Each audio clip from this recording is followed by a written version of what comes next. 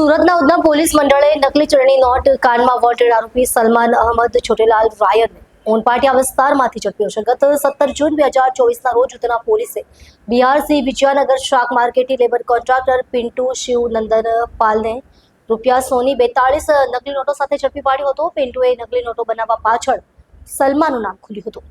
ઉધના પોલીસે ગત 17 જૂન 2024ના રોજ નકલી ચલણી નોટ છાપનાર પિન્ટુ પાલને પકડી પાડ્યો હતો. તેને નોટ છાપવાનું શીખવાડનાર વોન્ટેડ આરોપી સુરત આવ્યો હોવાની બાતમી ઉધના પોલીસને મળતા તેને ગત 9મીના રોજ ઉન વિસ્તારમાંથી પકડી પાડ્યો છે.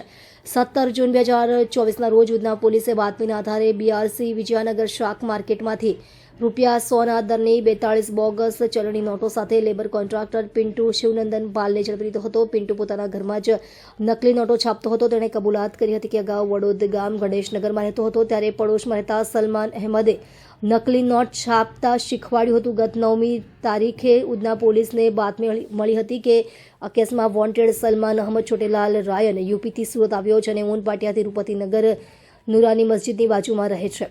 બાતમીના આધારે પોલીસે છાપો મારી સલમાનને પકડી પાડ્યો હતો. સલમાન અને પિન્ટુ સાડી પ્રિન્ટિંગના કામ સાથે સંકળાયેલા હોવાથી કલર કોમ્બિનેશનમાં પાવરતા હતા. આ અનુભવને લઈ તેઓ પહેલી નજરે પકડાય નહીં તેવી નોટો છાપતા હતા. ઓરિજિનલ નોટ સ્કેન કરી બાદમાં તેની કલર પ્રિન્ટ કરી 75 GSMના કાગળ પર આગળ પાછળની પ્રિન્ટ કરી નોટ બનાવતા હતા, જેનો સિક્યોરિટી થ્રેડ પણ અસલ લાગતો હતો.